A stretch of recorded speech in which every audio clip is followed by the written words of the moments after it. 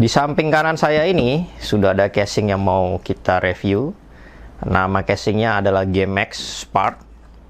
Untuk kardusnya kurang lebih seperti ini. Kalau yang menarik dari kardusnya ya tampak depan ini menunjukkan kurang lebih layout dalamnya dia bagaimana. Kemudian tampak sebelah sini, ini hal yang penting juga. Ini menunjukkan kurang lebih spesifikasi casingnya secara kasar. Yang tidak tertulis di sini adalah berat casingnya, berat kotor total ini adalah 5,5 kilo satu dus. Kemudian ya ini nggak terlalu penting lah ya. Sisi sebelah sini menunjukkan kurang lebih bentuk casingnya seperti ini dengan warna yang kita punya ini warna putih. Oke, ini kondisinya dia sudah terbuka. Gabusnya kanan kiri ini bisa dibilang gabus mahal. Kemudian tengah ini dia ada apa ini istilahnya? Ya, ini bubble wrap yang kelas premium mungkin ya. Ini isinya udara. Oke, langsung aja. Bentuk casingnya kurang lebih seperti ini. Kita akan bahas penampilannya dulu. Tampak sebelah sini ya bisa dilihat ini tempered glass bening ya. Agak gelap sedikit dia. Kemudian tampak depan. Tampak depannya kurang lebih seperti ini. Ini bagian depannya putih mulus. Di bagian depan ada tombol power. Ini ada mic dan headphone jack combo. Ada Type-C-nya, sudah ada Type-C-nya. Kemudian USB 3 biasa. Kalau buat saya sih pribadi ya memang bagus lah ya. Cuman saya lebih milih kalau ininya terpisah mic dan headphone jack-nya. Kemudian tampak sampingnya ya tempered glass biasa, bening. Ini yang lebih gelap daripada sebelahnya. Kemudian tampak belakangnya kurang lebih seperti ini. Power supply, tempat motherboard, expansion slotnya ada 1, 2, 3, 4. Bagian atasnya cukup tebal dan ada 2 mur. Ini untuk buka cover atasnya. Tampak atasnya kurang lebih seperti ini. Kalian bisa lihat ini dia modelnya apa namanya. Ya seperti inilah, saya nggak tahu menyuarakannya bagaimana. Dia berim-rim bisa dibilang. Kemudian bagian bawahnya ada 4 kaki. Kemudian dust filter. Kemudian ada lubang-lubang ini untuk menaruh storage. Ya, langsung saja kita buka casingnya. Cara membuka casingnya di bagian belakang ini ada 2 baut. Ini akan dibuka, kemudian top covernya ini di slide ke arah belakang.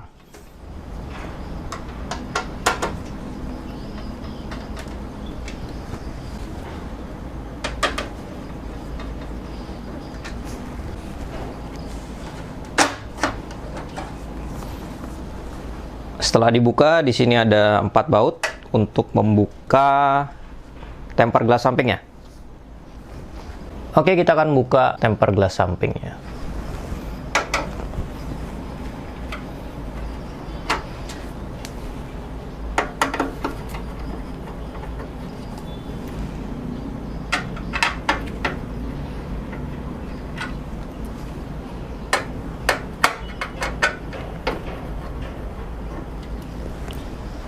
Untuk buka tempered glassnya simple aja, kita tinggal pegang tempered glassnya kemudian diangkat ke atas. Oke, kita buka sebelahnya juga.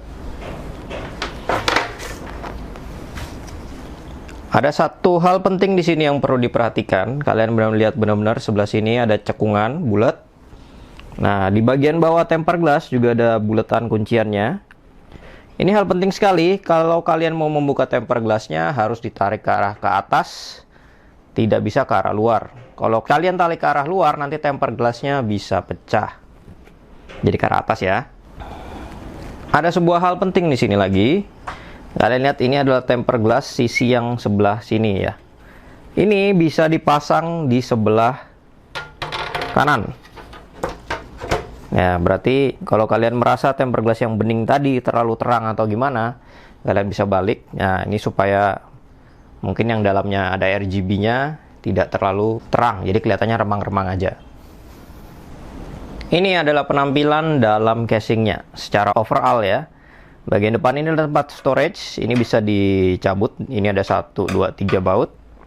Dia support motherboard MATX. Power supply-nya taruh di depan sebelah sini.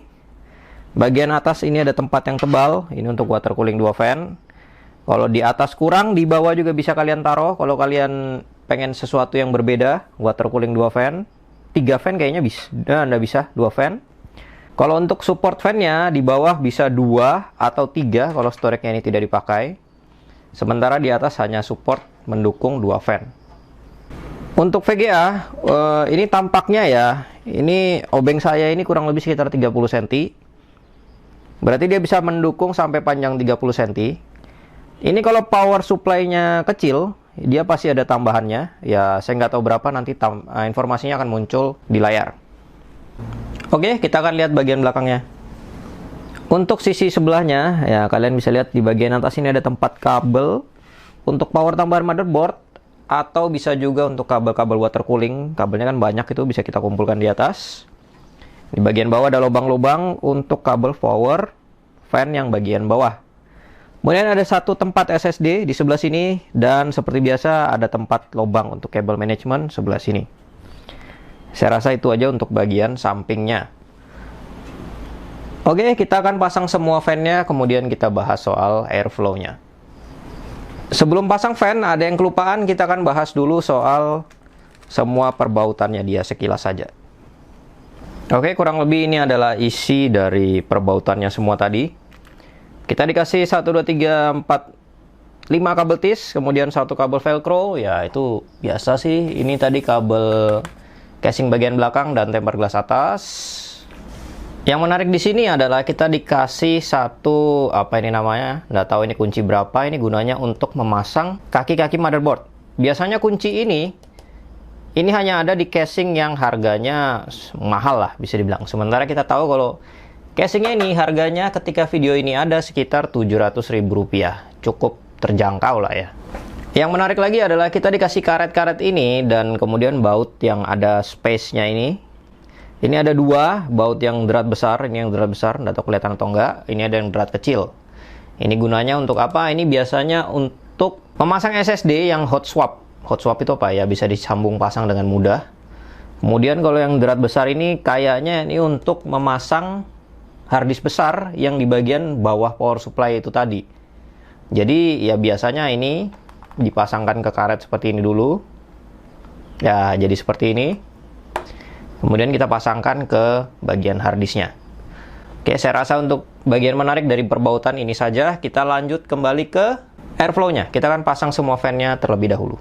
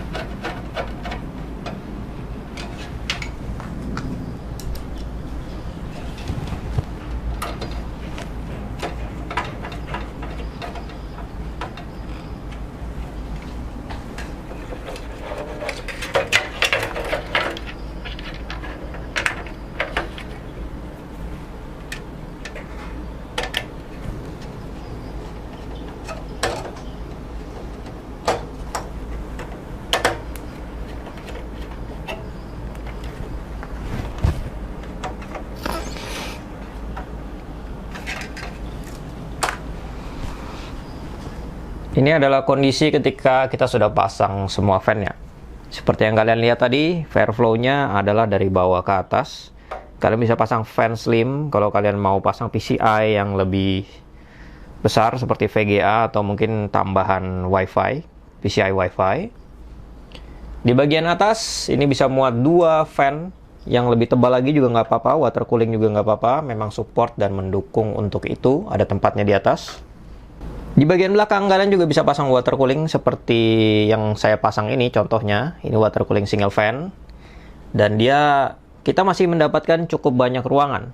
Saya rasa soal airflow-nya itu saja. Ini casing menurut saya sih sudah sangat bagus sekali ya. Dia mengakomodasi banyak opsi. Kalian bisa pasang fan biasa, kalian bisa pasang water cooling, mau di atas bisa, belakang bisa, bawah bisa. Tapi dia tidak bisa water cooling 3 fan. Saya rasa untuk airflow-nya itu saja. Hal pentingnya ya pastikan kalian menaruh casingnya ini di meja, atau kalau kalian taruh lantai, tolong agak diangkat sedikit supaya dia tidak jadi penghisap debu. Oke, kita lanjut ke storage. Sekarang kita akan pasang semua storage-nya.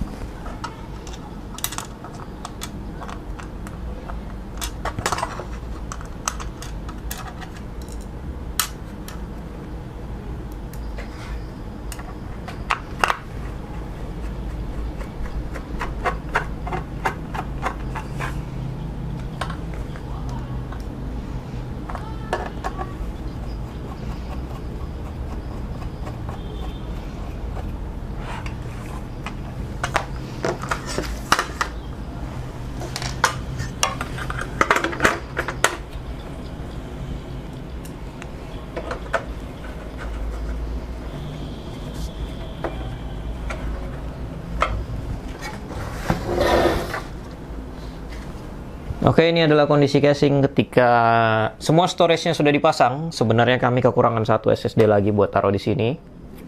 SSD kami yang bisa dipasang di sini hanya 2, ya depan sini, satu belakang sini. Jadi casing ini bisa muat 1, 2, 3, 4 storage. Kalau yang besar ini tidak ada, kita bisa tukar dengan SSD biasa. Secara pemasangan ya yang agak repot sebenarnya memang yang sebelah sini. Karena kita harus tidurkan dulu casingnya, kemudian kita pasang. Yang agak repot nomor 2 adalah yang sebelah sini, karena kalau mau enak pasangnya ya harus dicabut dulu ini, baru kita pasang kembali gitu kan. Kalau kita langsung pasang di sini, terus dalam kondisi ada power supply ya sudah pasti tidak bisa, jadi harus dicabut dulu memang.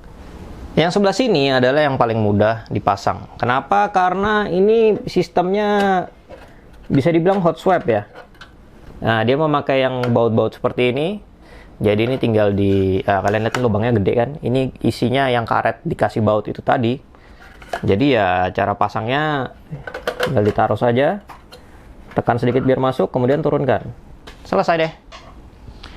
Oke, berikutnya kami akan memindah komputer kami sendiri ke casing ini dan akan dipakai. Setelah itu kita review nanti sekilas bagaimana casingnya ini. Untuk proses perakitannya akan ada di video lain karena terlalu panjang. Jadi, karena bukan saya yang rakit, ya kelihatannya proses merakitnya meribet sebenarnya loh ya. Kenapa ya? Karena Yang paling susah ini perkabelan di kanan bawah ini, kesimpulannya. Yang paling susah di sono, ya kan? Setuju? Setuju. Oke, setuju dari tukang rakitnya. Sisanya gampang aja sih, masang fan gampang, pasang ini gampang, pasang ini gampang. Sama kalau fan di bawah ini sudah ada, pasang front panelnya jadi susah. Ya, saya rasa kesimpulannya itu aja, bagian yang paling susah. Apakah worth harganya 600 sampai 750 ribu?